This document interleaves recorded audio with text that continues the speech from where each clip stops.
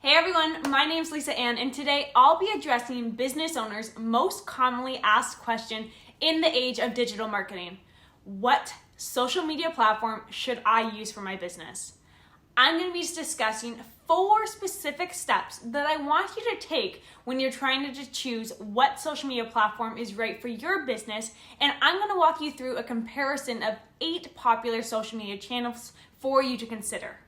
Social media is undeniably something that you must use for your business. Whatever your business goals are, if it's to increase your brand awareness, if it's to find or generate new prospects, if it's to sell your products or even your services online, social media is a great marketing tool for you to achieve these goals. However, I totally understand getting started can be a challenge because there are so many options.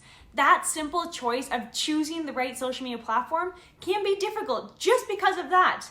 Studies have actually shown that excessive choice can actually produce some choice paralysis. So trust me, you are not alone.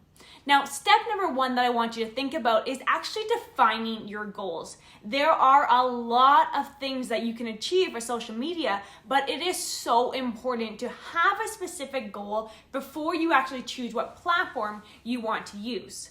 For instance, let's say that your business is a startup and you're just getting ready, but you want to sell your products online. Because your business is new, you might want to let people know about your business first before you start pushing your product in front of them. Hence, your first goal would actually be to increase your brand awareness. Now, step number 2 that I want you to figure out is research where your audience is actually hanging out. The entire point of starting and growing your online presence on social media for your business is to be in touch with your target audience. So it's so very important that the social media platform that you choose for your business is actually where your audience is spending their time. And there are several ways that you can do this, but one of the usual strategies that I recommend is actually analyzing your competitor's audience. So let's say that you are selling some physical products online. What I want you to do is look up that brand or a business that does something similar to you, maybe one of your competitors, and look at all of their social media accounts. One factor that you can look at is their following and their engagement per social media account. So let's say that they have a lot more followers and engagement on one particular social media platform than on another. That's a good indication that that's where you should also be spending your time. Now, step number 3 is determining what type of content that you actually want to create. That content that you're going to be creating for your business and sharing across social media is so important to discover. Why? Because each different type of social media platform that you use is going to be using different types of content. So let's take YouTube as an example. Yes, with YouTube, you can definitely add in some links, you can promote your blog, you can add a photo and add in some other content, but video is the most used and most popular format of content on the channel, just like you're watching right now. So if you want to grow on YouTube, your content should mostly be videos. Now, step number 4 is going to be actually comparing the different social media platforms. So now that you've defined your goal, you have that in your mind, you know where your audience is hanging out, and you've determined the type of content that you want to produce, it's now time to compare some of the social media platforms and figure out where you should put your focus, what social media platform you should actually be using. So like I've said, I've compiled a list of the most popular and most used social media platforms around the world with some helpful information in hopes that it helps you choose the right platform for your business specifically. So let's dive right into it. We're gonna start off with the one that I use the most for business, and this is Facebook. There are 2.7 billion active users on Facebook, billion. And this is actually on a monthly basis, which makes it the most popular and the largest networking platform online. With this number, you can almost find any demographic that you want to target. It's true, everyone is on Facebook, but we all just use it a little bit differently.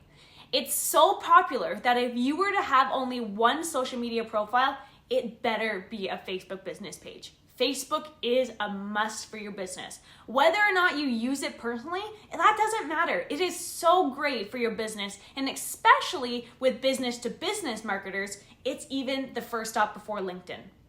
The good thing about Facebook is that you can promote your business to a group of people by defining your target audience based on their age, their gender, their interests, their behavior, and honestly, you can get so incredibly targeted. Facebook accommodates almost every type of content there is, from videos to images and text. There are so many ways to share ideas and educate your consumers. Businesses even have the option of listing their services, having a storefront, and doing so many incredible things with Facebook, even like having a Facebook group. And for SEO purposes, it is still so highly worthwhile to be listed on the platform, whether or not you advertise it or not.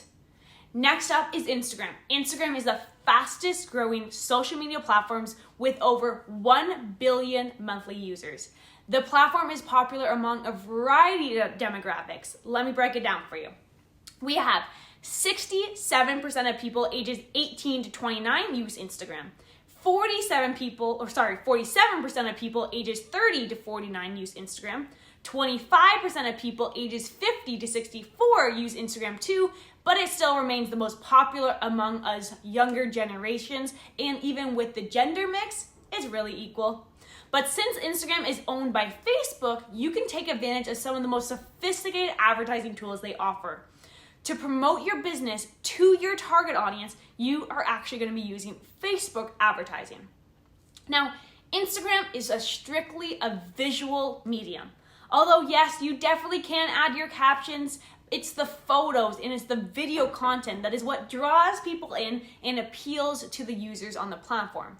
So if you don't know how to generate good-looking content, this one may be a little bit challenging for you, but if your target audience is on Instagram, it's worth learning. I actually have a video that I dedicated entirely on how to create good-looking content on Instagram.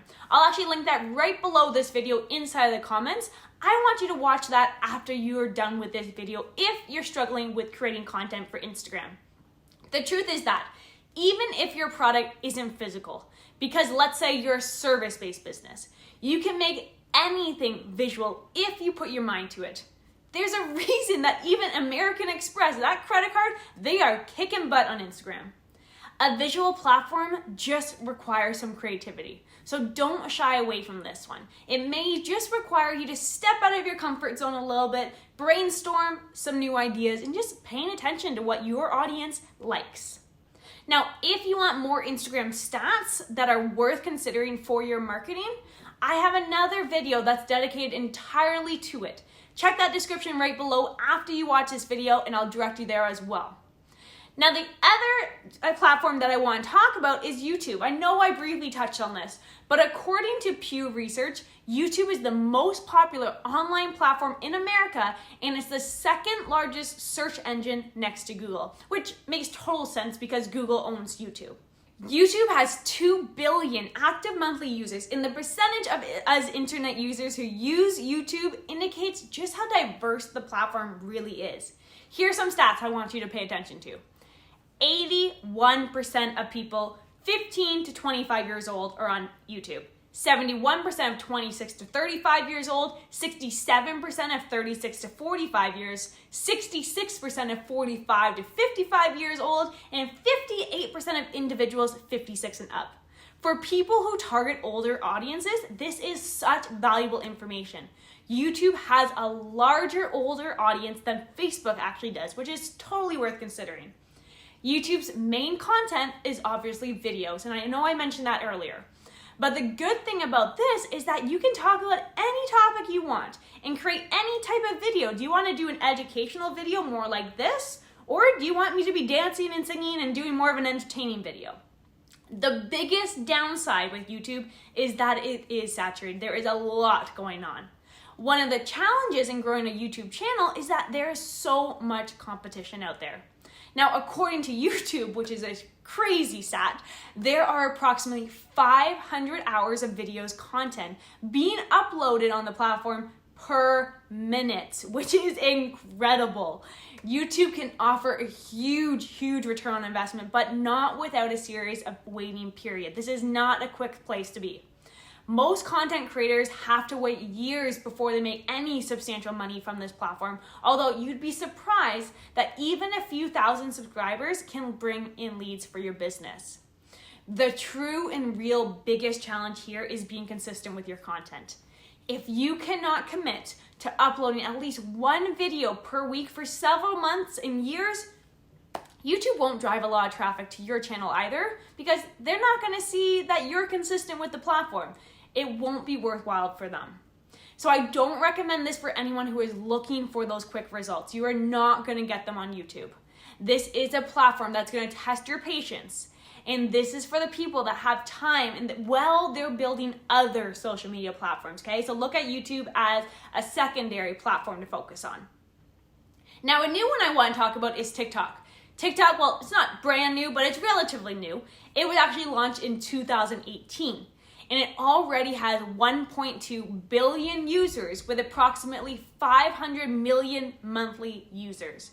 Their app is the most popular among the Gen Z users. Pew Research considers anyone born from 1997 and onward as part of that Gen Z. So if you were born at this time of this video and you were born in 1997, you are 22 years old. So that should give you a good idea of whether or not this age group falls within your target audience specifically. The platform basically relies on its users to create and share short video clips. There are a lot of videos that have over millions and millions of views already, which is so great. And it's actually a really great indication that you can also reach a wider audience for your business by using this platform if it relates to your target audience. But most recently, TikTok released TikTok Business to help small and medium-sized businesses promote their products and services on the TikTok platform. Well, this platform was close to being banned in the US. That has been put on hold. And actually, on November 2nd of 2020, TikTok and Sony Music reached a long-awaited licensing deal. And in the end of October 2020, Shopify and TikTok announced a partnership to bring in the e-commerce side into the app. So from what I can tell, if money is to be made and multiple organizations are getting involved, TikTok is not going anywhere anytime soon. But because of all the uncertainty around it, I may wait a little bit before you invest a serious amount of time and money into this platform unless your audience is 22 years or under. One of my clients is getting tremendous results on TikToks. But for me, I would go for the social media platform that has more of a sure thing, just to let it kind of play out a bit. Now, next one is Snapchat. Snapchat is an app that has been around since 2011 and now has over 350 million monthly users. 71% of these users are under 34 years old, 15 to 25 years old making up 48% of it, so this is great for younger audiences. Now, roughly 61% of them are females, where only 38% are males. So Snapchat allows its users to send videos or photos called Snapchats, either directly to another user or actually on their Snapchat story. The biggest drawback of the Snapchats are the time constraints. What I don't like about Snapchat is the limited lifespan of the content. Photos and videos shared on the platform are deleted after 24 hours. From a personal opinion, fantastic. From a business opinion, that's a lot of content I gotta create. Despite this phenomenon, influencers or brands still have managed to make their mark, but it will require a particular marketing strategy. Many actually cross-post their content through various platforms specifically for this reason. Now let's talk about LinkedIn. LinkedIn has over 300 million active users per month on this platform. 41% of millionaires use LinkedIn, and half of us adults with college degrees, university degrees, we use LinkedIn. The platform is considered the social media for business because it's geared towards professionals and businesses. This is a good thing if your business targets a specific industry or even a specific job role. And it's apparent that LinkedIn is a must if your business is business to business. 92% of B2B marketers include LinkedIn in their digital marketing strategy mix, and 79% of business-to-business marketers see LinkedIn as an effective source of lead generation. It's the second most popular social media platform among B2B marketers, just behind Facebook. Now, similar to Facebook, different types of content are also shared on the platform, such as your blog posts, your videos, and your images. Now, because so few people take advantage of videos on LinkedIn, you are so much more likely to stand out among your connections if you do.